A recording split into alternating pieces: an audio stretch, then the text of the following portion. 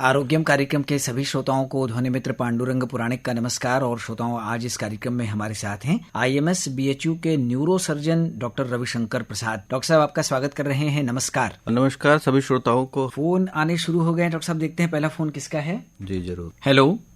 Ram sir जी। हाँ नमस्कार, आरोग्यम कार्यक्रम है। आप अपना परिचय दीजिए, कौन बोल रहे हैं। मैं ग्राम सवारपुर पोस्ट दरनहार जिला भदोही से जंग बहादुर सिंह बोल रहा हूँ सर। हाँ जंग बहादुर जी, डॉक्टर रविशंकर प्रसाद जी हैं, न्यूरो सर्जन। ब्रेन से जुड़ा आपका कोई प्रश्न हो तो पूछिए। ये कह रहे हैं डॉक्टर साहब कि इसका कारण और लक्षण क्या है और उसका बचाव क्या है सर। ये नशा से भी रिलेटेड है क्या? नशा भी प्रभाव देता है इसके लिए? Brain tumour. जी, ब्रेन ट्यूमर एक्चुअली डायरेक्टली नशे से रिलेटेड तो नहीं होता है। हाँ, लेकिन अगर किसी को ब्रेन ट्यूमर होता है और यदि वो नशा करेगा तो उसका दुष्परिणाम थोड़ा जल्दी और ज्यादा होगा, उसका ज्यादा ग्रीवियस परिणाम आते हैं। अगर किसी व्यक्ति को यदि ब्रेन ट्यूमर है और वो नशा भी करे तो दवाओं का असर भी कम आता है और प्लस वो उसको मिर्गी के दौरे और बाकी सब चीजें जो होती हैं उसके परिणाम थोड़े और ज्यादा गड़बड़ होते हैं, गंभीर हो सकते हैं। ज्यादातर जो ब्रेन ट्यूमर्स होते हैं उनके कोई कारण होते नहीं है, जीन रिलेटेड होते हैं या कुछ पैदाइशी ट्यूमर्स भी होते हैं और कुछ लेट एज में समय के साथ साथ जो है डेवलप हो जाते हैं। ज्यादातर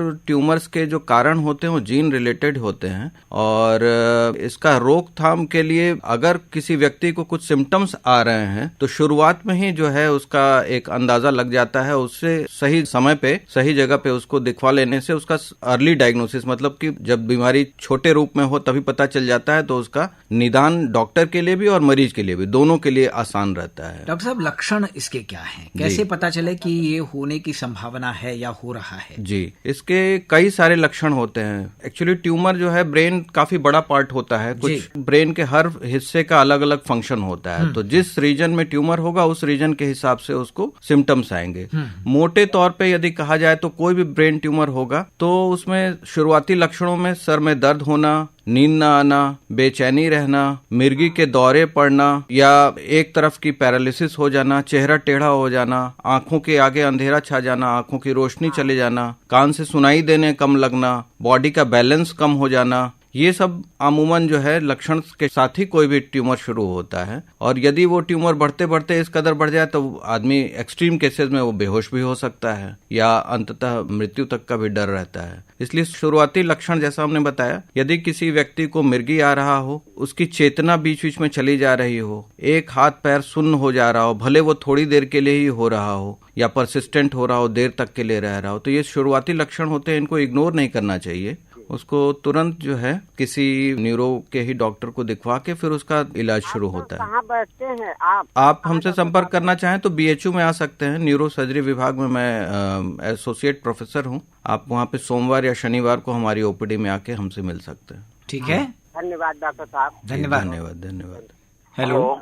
हाँ नमस्कार, आरोग्यम कार्यक्रम है। हाँ, मैं अरविंद कुमार सिंह कल्याणपुर गुतवन जौनपुर से बोल रहा हूँ। बहुत स्वागत है आपका। हमारे साथ न्यूरो सर्जन हैं। सर ये कह रहे हैं सर कि हमारा उम्र जो है 66 साल है लगभग जी। अच्छा, डेली 50 किलोमीटर हम साइकिल चलाते हैं। अच्छा, काम से संबंधित चलाते हैं तो सर में मतलब इस चक्कर जैसा कभी कभी ऐसा आता है जैसे कि चक्कर आएगा, गिर जाएंगे या ऐसा कुछ महसूस होता है, तो उसके लिए डॉक्टर साहब कुछ है उपचार? चक्कर आना कई सारे कारणों से हो सकता है। एक्सेसिव साइकिल चलाने से कई बार आदमी थक जाता है तो ब्रेन में या ऑक्सीजन की कमी भी हो सकती है, उसकी वजह से भी चक्कर आ सकता है टेम्पररी। अगर आपको चक्कर लगातार बना रहता है तब तो फिर वो जांच का विषय है। अगर थोड़ी देर के लिए मोमेंट्री चक्कर आ रहा है तो आप अपना BP चेक करवा लीजिए, शुगर चेक करवा लीजिए। और एक बार हाथों में झुंझुनी वगैरह भी रहती है, ऐसा कुछ होता है?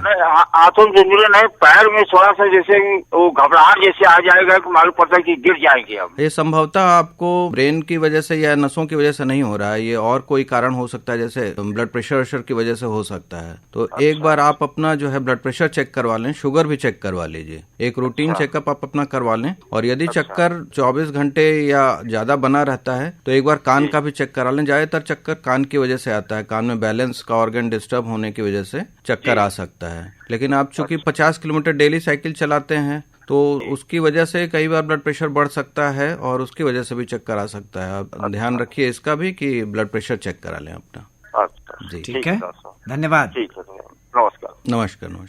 हेलो। हेलो। हाँ नमस्कार, आरोग्यम कार्यक्रम में स्वागत है। परिचय दीजिए। नमस्कार नमस्कार सर, जिला भदोही, पोस्ट सराई राष्ट्रपति, तहसील औराई, थाना ज्ञानपुर से ग्राम खड़गपुर शिवपूजन साहू बोल रहे हैं। हाँ शिवपूजन जी, हमारे साथ न्यूरो सर्जन हैं डॉक्टर रविशंकर जी, पूछिए। जी सर, हमारा प्रश्न यही है, ये जो ट्यूमर है, ब्रेन ट्यूमर जी, इसका क्या लक्षण है, क्या उपचार है, कैसे इसको जानकारी दिया जाता है कि ट्यूमर हमारे पास है, जी क्या जी बचाव करे, क्या जी। रखें? जैसा मैंने पहले भी कहा, शुरुआती लक्षण कोई भी बीमारी का पता कर लेना बड़ा जरूरी होता है अर्ली डायग्नोसिस के लिए, कि जल्दी उसका पता चल पाए। जो ब्रेन ट्यूमर के प्रमुख और शुरुआती लक्षण होते हैं उसमें मिर्गी के दौरे आना, एक हाथ पैर या दोनों हाथ पैर सुन्न हो जाना, बॉडी का बैलेंस कमजोर हो जाना, आंखों की रोशनी में दिक्कत आना, कान से सुनाई देने में दिक्कत आना, ये सब शुरुआती लक्षण हो सकते हैं। जब बीमारी काफी ज्यादा बढ़ जाती है तो आदमी बेहोश भी हो सकता है। तो ये ध्यान रखना चाहिए कि यदि किसी व्यक्ति को मिर्गी के दौरे पड़ने लगे हैं जो पहले कभी नहीं आते थे, अचानक 30 वर्ष 40 वर्ष की उम्र में मिर्गी के दौरे आने शुरू हो गए, तो थोड़ा सतर्क हो जाना चाहिए और डॉक्टर के पास दिखवा के उसका जांच वाच जरूर हो जाना चाहिए, जिससे पता चले कि क्या लक्षण आ रहा है, क्या किस कारण से जो है ये दौरे आ रहे हैं। जी डॉक्टर साहब, जी धन्यवाद। धन्यवाद। हेलो, सर नमस्कार। नमस्कार, आरोग्यम कार्यक्रम है, आप परिचय दीजिए, कौन बोल रहे हैं? जी सर, हम मदनलाल बोल रहे हैं, चंदनपुर जाफर के नाम, बेगटर नगर डिस्ट्रिक्ट। अच्छा, हमारे साथ न्यूरो सर्जन है डॉक्टर रविशंकर। पूछना ये चाहते हैं सर कि हमारे ब्रदर को जो है सर, उनके मतलब जो है बाएं साइड नस जो है वो सिकुड़ गया है, थोड़ा ज्यादा नहीं। अच्छा, कहाँ का नस सिकुड़ गया है? बाएं साइड में, कान के ऊपर सर। वो सीटी स्कैन करवाया गया था जिला अच्छा, में। ब्रेन में, दिमाग में? Yes yes. तो उसमें क्या डॉक्टर साहब ने क्या बोला? उन्होंने बताया कि ये जो है आपका नस यहाँ का सिकुड़ गया है, मतलब ब्रेन ट्यूमर बताए थे बाएं साइड में। अच्छा, तो उनको तकलीफ क्या होता है, किस प्रकार की परेशानी हो रही है? सर फीवर भी हो जाता है, बॉडी में पेन भी हो जाता है, कभी काल जो है उनका दिमागी फीवर भी हो जाती है। अच्छा, तो ये तो आपको दिखवा लेना चाहिए किसी न्यूरोसर्जन से या न्यूरोफिजिशियन से। एक बार चेकअप करवाइए पहले कि वो नस सिकुड़ने से कोई प्रॉब्लम हो रही है और कोई अन्य कारण है। नस सिकुड़ने का जो है वो देखना पड़ेगा कि किस प्रकार का सिकुड़न है, कि कोई गांठ है, ये देखना पड़ेगा। आप वही, रोशनी भी चली गई। रोशनी चली गई है, हाँ, तो जरूर इसके जांच का विषय है, उसको दिखवा लीजिए। इसमें विलम्ब नहीं होना चाहिए। कब से आंख की रोशनी कम हुई है? ये तकरीबन 5 साल हो गए। हाँ, तो बहुत ज्यादा दिन बीत भी चुका है। आप दिखाएं उनको, है ना? दवा उनकी बहुत चली सर, लेकिन राहत नहीं हो रहा। अच्छा, नहीं तो फिर दिखाइए, बिना देखे जो है इसमें आगे प्रोसीड मत करिए। बीएचयू भी आ सकते हैं डॉक्टर साहब? जी जी जी, आप चाहें तो सोमवार या शनिवार को बीएचयू में न्यूरो सर्जरी विभाग में आके हमसे मिल सकते हैं। ठीक है, ठीक, तब तो बढ़िया है। जी जी जी, ठीक है, धन्यवाद। आप दोनों सर जी को नमस्कार है। थैंक यू, धन्यवाद। नमस्ते। हेलो। हेलो। हाँ नमस्कार, आरोग्यम कार्यक्रम। हाँ, देवी दयाल मिश्रा, जमुआ बेरासो, गाजीपुर जिला से। अच्छा, डॉक्टर रविशंकर जी हैं ब्रेन के विशेषज्ञ, ठीक है, न्यूरो सर्जन। क्या पूछना है आपको, पूछिए। थोड़ा माथा में जो है चक्कर आ रहा है, गिर जा रहे हैं लोग। बेहोश हो जाते हैं कि होश में रहते हैं? हाँ डॉक्टर साहब प्रणाम। जी गिरने नमस्ते। के बाद जो है तड़ातड़ सर जो है गिर जाते हैं, फिर होश में आ जाते हैं, फिर भी होश हो जाते हैं लोग। हाँ, तो ये एक किस्म का दौरा हो सकता है। ये मिर्गी का दौरा भी जो होता है ना, इसी किस्म से आता है। तो आपने किसी को दिखवाया है? हाँ, गाजीपुर सदर हॉस्पिटल में दिखाया, वहाँ अच्छा। बोले हमको बनारस जो है को दिखाए। औरत है, वो खड़ा होती है और तुरंत गिर जाती है। नहीं तो आप दिखवाइए न्यूरो विभाग में, न्यूरो सर्जरी विभाग में आप डॉक्टर को दिखवाइए। ठीक ठीक ठीक है, आप दिखवाइए, उसमें जांच वाच होगा तभी पता चलेगा। धन्यवाद। ठीक,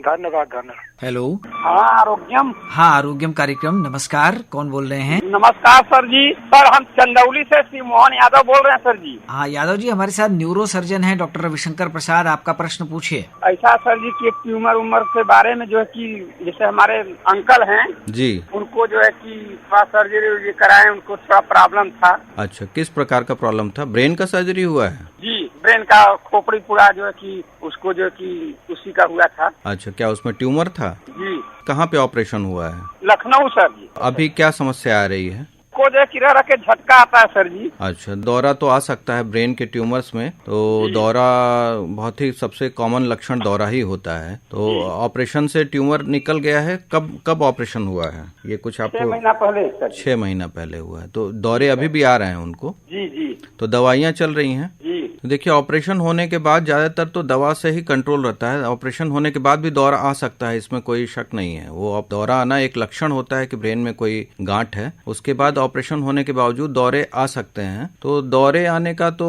इलाज वही दौरे की कई सारी दवाएं होती हैं। बहुत सारी दवाएं आजकल जो है नई नई भी आ गई हैं, सेफ होती हैं काफी दवाएं। तो उसको आप रेगुलर करते रहें। अगर एक दवा से नहीं कंट्रोल हो रहा है तो हो सकता है दवाओं का डोज या मात्रा या फिर दवाओं की संख्या बढ़ाने की जरूरत पड़ सकती है। तो जहाँ पे भी ऑपरेशन हुआ है उनके लगातार संपर्क में रहिए, और उसका हिस्टोपैथोलॉजी वगैरह जो होता है ऑपरेशन के बाद जो जांच वाच हुआ होगा, ये सब का पता करके उसके अनुसार कई ट्यूमर्स ऐसे भी होते हैं जिसमें आगे सेकाई रेडियोथेरेपी या कीमोथेरेपी की जरूरत पड़ती है। ये सब की आवश्यकता है कि नहीं, ये जो भी संबंधित डॉक्टर हैं जहाँ पे आपने ऑपरेशन करवाया, जहाँ से इलाज चल रहा है, वो लोग आपको सही गाइड कर देंगे। तो आप लखनऊ में वहाँ दिखवाते रहिए। ठीक है सर, इसके लिए आपको बहुत बहुत धन्यवाद सर। धन्यवाद।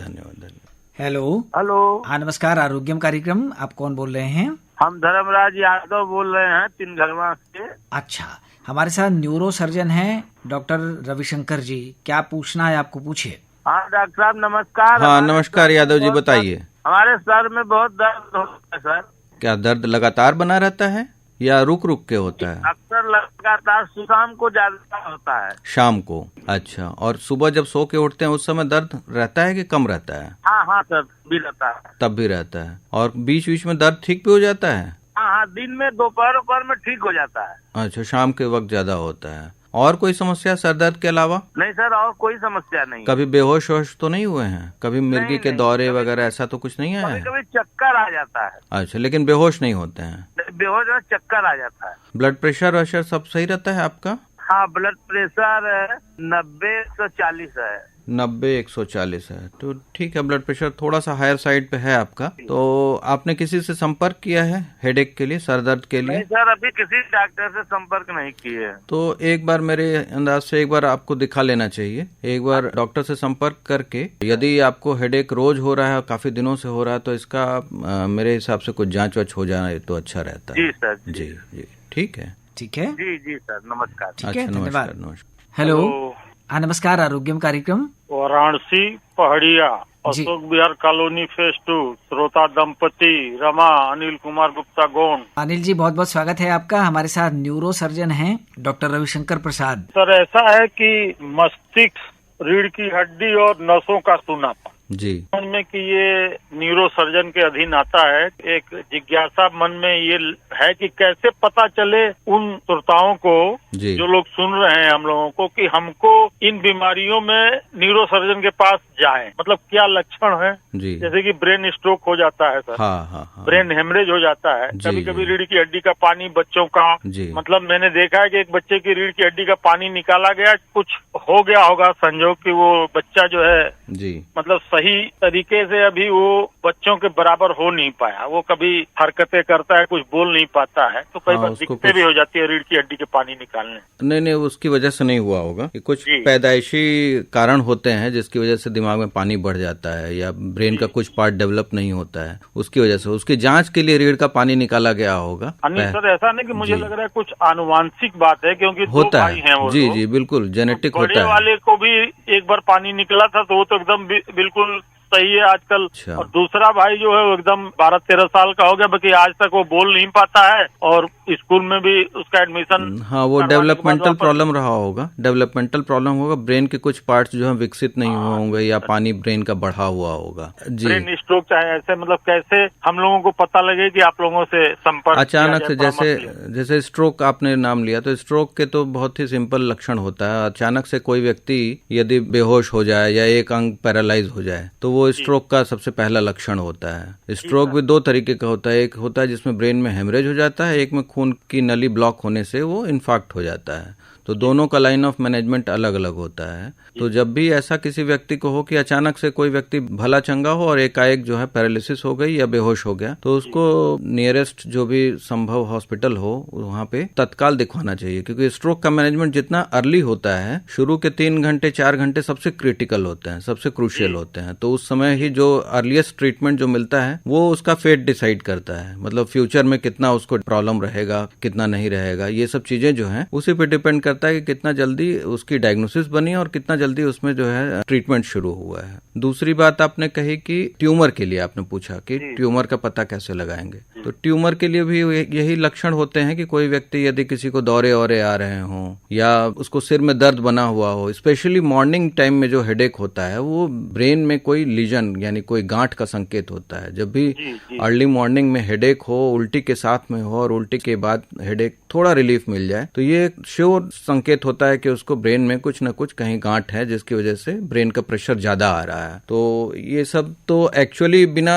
जांच के या किसी क्वालिफाइड डॉक्टर को दिखाए हुए एग्जैक्टली बता पाना बड़ा मुश्किल होता है। आजकल बहुत तरीके के जांच भी आ गई, एकदम क्लियर हो जाता है इमेज। जब भी ऐसा किसी को हो तो सिटी स्कैन, MRI, बहुत सारे टेस्ट होते हैं, ये सब करा के एकदम 100% पता चल जाता है कि कोई बीमारी है कि नहीं है। जैसे कि बहुत से लोगों को मैंने देखा है कि सर में चोट लग गई बचपन में या रीढ़ की हड्डी में चोट लग गई जी, उस समय इलाज होता तो ये कुछ रोग होते नहीं है, उभरते नहीं है। बाकी क्या आगे चल के ये ऐसी संभावनाएं कर सकते हैं, बीमारी का रूप ले सकते हैं? चोट वाले रोगी अमूमन उससे कोई आगे ट्यूमर का या और कोई प्रभाव आया ऐसा कोई प्रमाणित नहीं है। तो चोट का तो इलाज चोट के समय और उसके बाद के कुछ दिनों में वो होना ही चाहिए। मतलब इसमें कोई डिनाई नहीं किया जा सकता है कि चोट गंभीर समस्या है, उसका निदान तत्काल और अच्छे से होना चाहिए। लेकिन उसकी वजह से आगे फ्यूचर में कोई ट्यूमर बन जाए या और कोई दिक्कत हो जाए, ये अमूमन कम देखा जाता है। जैसे कि ट्यूमर जो बनता है वो मतलब क्या किस तरीके से, मतलब ट्यूमर जैसे जगह जगह हम लोगों के शरीर में गांठ हो जाती है, हाँ वैसे ही ब्रेन में भी होता है। जैसे जगह जगह बॉडी में गांठ होती है वैसे ब्रेन में भी गांठ बन सकती है। ब्रेन में भी कई सारे सेल्स होते हैं, सबके अलग अलग रूप जो है उसी को ट्यूमर जो है, हाँ उसी को ट्यूमर कहते हैं। कोई सेल्स जो है तेजी से बढ़ने लगते हैं ब्रेन में तो वो गांठ का रूप ले लेते हैं। अच्छा, एक चीज और सर है कि जैसे अक्सर जो ब्रेन हेमरेज वाले केसेस हैं तो जनरली मुझे जैसे जो मैं जानकारी रखता हूँ कि जो बीपी के मरीज हैं, हाई ब्लड प्रेशर होने से भी ऐसा हो जाता है। ज्यादा कॉमनेस्ट रीजन वही है, सबसे प्रमुख कारण ब्लड प्रेशर ही है। और वो रात में अक्सर 12 बजे के बाद ज्यादा केसेस देखते हैं। हाँ, ठंडी में और रात में जब आदमी का ब्लड प्रेशर थोड़ा ज्यादा हो सकता है, जिस समय बढ़ता है सडनली शूट करेगा तो हेमरेज होने का चांस ज्यादा रहता है। चलिए सर, बहुत धन्यवाद इतनी लाभदायक जानकारी देने। ठीक है, धन्यवाद।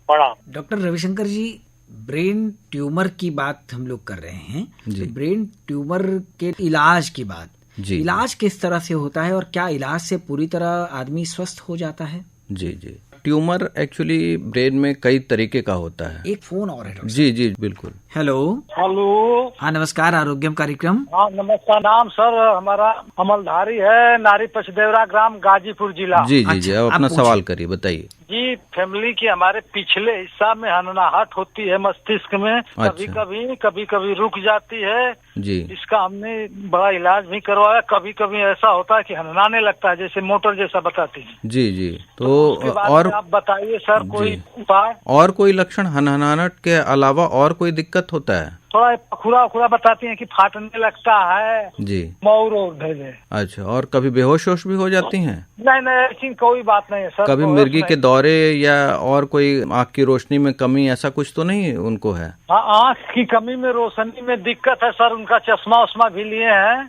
कितनी उम्र है उनकी? हमें सर उम्र होगी लमसम 50 के से पहले ही होगी, कम होगी 45 के करीब। तो मेरे अंदाज से हनहनाहट तो बड़ा ही वेग कंप्लेंट है, उसके कई सारे कारण हो सकते हैं, कई बार तनाव की वजह से भी हो सकता है। तो ऐसा एक बार चेक कर लीजिए कि उनको कोई टेंशन, कोई तनाव तो नहीं है जिसकी वजह से ऐसा।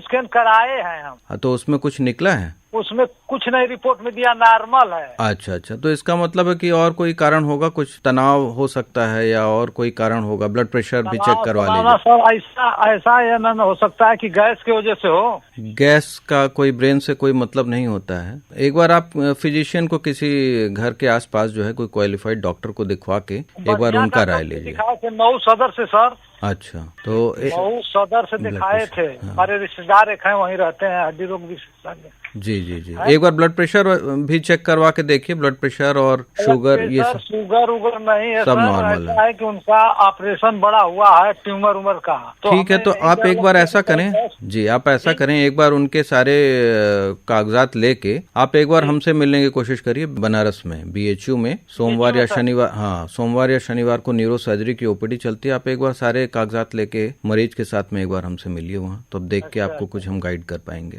अच्छा सर, ठीक है। ठीक है सर, धन्यवाद। नमस्कार। हाँ डॉक्टर साहब, इलाज की बात हम लोग कर रहे थे ब्रेन ट्यूमर के। जी जी जी, तो हम यहीं से शुरू करना चाहेंगे। ब्रेन ट्यूमर्स एक्चुअली कई तरीके का होता है। कुछ ट्यूमर्स कैंसर वाले भी होते हैं, कुछ ट्यूमर जो है बगैर कैंसर वाले, बिनाइन ट्यूमर जिनको कहते हैं, और कुछ ट्यूमर्स तेजी से बढ़ते हैं जो ज्यादातर कैंसर वाले होते हैं, और कुछ स्लो ग्रोइंग होते हैं जो ज्यादातर बिनाइन या नॉन कैंसरस ट्यूमर्स माने जाते हैं। तो जो कैंसर वाले ट्यूमर होते हैं उसमें दोनों ही ट्यूमर्स में ज्यादातर अगर ट्यूमर बड़ा है या उससे कोई प्रेशर आ रहा हो तो ऑपरेशन ही उसका प्रथम इलाज होता है, ऑपरेशन होता है। और कैंसर वाले ट्यूमर यदि ऑपरेशन करके उसका बायोप्सी हो जाता है, उसमें यदि कैंसर साबित हो जाता है तो उसके आगे उसका सेकाई या कीमोथेरेपी, रेडियोथेरेपी या कीमोथेरेपी होता है, जिससे मरीज की लाइफ कुछ दिनों की और बढ़ जाती है। कैंसर वाले ट्यूमर ब्रेन के जो होते हैं ज्यादातर वो ग्लायोमास होते हैं। ग्लायोमास जो होते हैं वो मैलिग्नेंट कैंसर होता है, और वो भी कई तरीके का होता है। जो लो ग्रेड ग्लायोमास होते हैं, जो धीमी गति से बढ़ने वाले होते हैं, उनकी लाइफ तो कई बार 10 साल 15 साल भी होती है पेशेंट्स की, इवन ऑपरेट होने के बाद भी। लेकिन यदि किसी को हाई ग्रेड का ग्लायोमा होता है तो वो कई बार 6 महीने से लेकर 1.5 साल या 2 साल ही जीवित रह पाता है, इवन ऑपरेशन भी हो जाए, सेकाई भी हो जाए, रेडियोथेरेपी भी हो जाए। लेकिन कुछ ट्यूमर्स होते हैं जो बिनाइन होते हैं, यानी नॉन कैंसरस होते हैं, जैसे मेनिंजियोमास होता है, या डर्मोइड होता है, एपिडर्मोइड होता है, या कोई न्यूरोफाइब्रोमास, श्वानोमास होते हैं। ये सब ब्रेन के डिफरेंट पार्ट्स में ये सब ट्यूमर्स मिलते हैं। तो ये कम्प्लीटली क्योरेबल लीजन्स होते हैं। तो इसका ऑपरेशन होने के बाद फिर दोबारा होने के चांसेस बहुत कम होते हैं। तो ये सबसे पहले तो यही है कि कोई भी ट्यूमर यदि होता है तो उसकी डायग्नोसिस बन जाए, किस हिस्से में है ट्यूमर, उसके हिसाब से उसका आगे का ट्रीटमेंट प्रोटोकॉल डिसाइड होता है। तो जो कैंसर वाले हैं उसमें ऑपरेशन के साथ में सेकाई, और जो नॉन कैंसर वाले होते हैं उसमें ऑपरेशन, और उसके बाद वो लगभग पूर्णतः क्योर हो जाता है। तो ये मोटे तौर पे यही इसका लाइन ऑफ मैनेजमेंट है। बाकी डिटेल्स तो एक्चुअली जिस हिस्से में ट्यूमर है उसका अलग अलग बड़ा वास्ट ये है। तो इसमें इससे ज्यादा जो है वो हर ट्यूमर का अलग अलग जो है वो होता है। अच्छा डॉक्टर रविशंकर जी, एक चीज हम जानना चाहेंगे, जैसे कि आमतौर पर लोग अपना साल में एक बार फुल चेकअप कराते हैं जी, क्या ब्रेन से जुड़ी भी कोई ऐसी चीज है जिसका हमको चेकअप कराना चाहिए साल में एक बार? नहीं, ऐसा जरूरी नहीं होता है। जो यदि किसी को लक्षण आ रहा हो जी, जैसे सिर में दर्द बना हुआ हो, लगातार आ रहा हो, या और कोई लक्षण जैसा भी हमने पहले कई बार बताया, ये सब शुरुआती लक्षण अगर आ रहा हो तभी स्क्रीनिंग कराया जाता है। अदरवाइज कोई ऐसा कोई टेस्ट नहीं है जिससे करवाने की जरूरत हो किसी आम आदमी को, कि रूटीन चेकअप के लिए ब्रेन की जरूरत होती नहीं। कोई लक्षण आवे तभी कराना चाहिए। आजकल की जो लाइफ स्टाइल है वो थोड़ा भागदौड़ वाली है जी, और खूब इसमें टेंशन है, तनाव है, बहुत सारी प्रतियोगिता वाला माहौल है। तो आदमी को स्वस्थ रहने की दृष्टि से, अपने खान पान की दृष्टि से या लाइफ स्टाइल की दृष्टि से क्या सलाह आप देना चाहेंगे श्रोताओं को कि आप वो स्वस्थ रह सकें? जी, एक तो घर का साफ सुथरा खाना जो घर पे बना हुआ हो वही खाना चाहिए। जो हम लोग बचपन से जो खाते आ रहे हैं, चावल, दाल, रोटी, सब्जी, ये बेस्ट फूड यही होता है। साथ में दूध और फल, ये बेस्ट फूड है। इसी का दिन भर में 3 बार सेवन करना चाहिए। सुबह हैवी ब्रेकफास्ट, दोपहर में थोड़ा कम लंच, और रात में मिनिमम डिनर लेना चाहिए। और दूसरा, एक्सरसाइज डेली होना चाहिए। एक्सरसाइज सुबह के समय यंगस्टर्स को अच्छे से थक जाने तक का एक्सरसाइज होना चाहिए, और बुजुर्गों को या लेट एज वालों को एक एवरेज एक्सरसाइज कम से कम 15-20 मिनट के लिए, आधे घंटे के लिए, और प्लस टहलना, ये सब बड़ा इम्पोर्टेंट होता है। तो इससे ओवरऑल जो है लाइफ ज्यादा रहती है, ज्यादा आदमी फिट रहेगा। और ये आप अक्सर फील करेंगे कि जिस दिन आप एक्सरसाइज करते हैं उस दिन की आपकी एनर्जी ही डिफरेंट रहेगी, बिल्कुल एक अलग ताजगी रहेगी। जी बिल्कुल बिल्कुल बिल्कुल। तो अब हम आपसे विदा लें, इससे पहले आपकी पसंद का एक गाना श्रोताओं को सुनाने की हमारी परंपरा है। कौन सा गाना सुनवाएंगे आप? मुझे ये सोनू निगम का एक गाना मुझे याद आ रहा है, जी। अभी मुझ में बाकी है थोड़ी सी जिंदगी। क्या बात है। ये गाना यदि प्ले कर पाए तो बिल्कुल हम सुनवा देते हैं अपने श्रोताओं को यही गीत। और श्रोताओं की ओर से, आकाशवाणी वाराणसी की ओर से, न्यूरो सर्जन जो IMS BHU में एसोसिएट प्रोफेसर हैं डॉक्टर रविशंकर प्रसाद, आपको ढेर सारा धन्यवाद दे देते हैं। अगले सप्ताह एक नए विषय के साथ, एक नए विशेषज्ञ के साथ आरोग्यम लेकर हम श्रोताओं के बीच फिर आएंगे। तब तक के लिए ध्वनि मित्र पांडुरंग पुराणिक को अनुमति दीजिए। नमस्कार। नमस्कार। नमस्कार। मुझ में कहीं बाकी थोड़ी सी है जिंदगी, जगी धड़कन नहीं, जाना जिंदा हूँ मैं तो अभी। कुछ ऐसी लगन इस लम्हे में है, ये लम्हा कहाँ था मेरा, अब है सामने, इसे छू लो जरा, मर जाऊं या जी लो जरा, खुशियाँ चूम लूं या रो लूं जरा, मर जाऊं या जी लो जरा।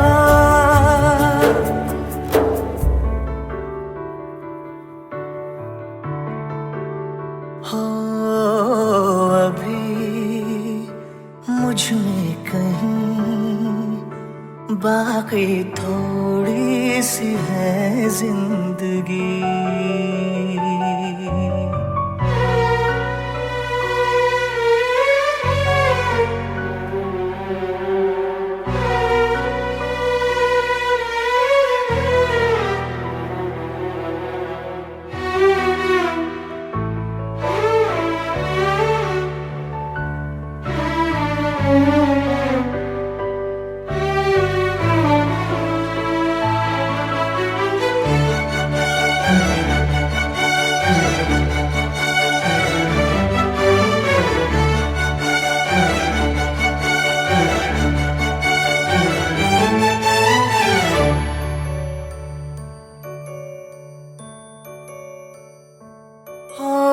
धूप में जलते हुए तन को छाया पेड़ की मिल गई, रूठे बच्चे की हंसी जैसे फुसलाने से फिर खिल गई। कुछ ऐसा ही अब महसूस दिल को हो रहा है, बरसों के पुराने जख्म पे मरहम लगा सा है। कुछ ऐसा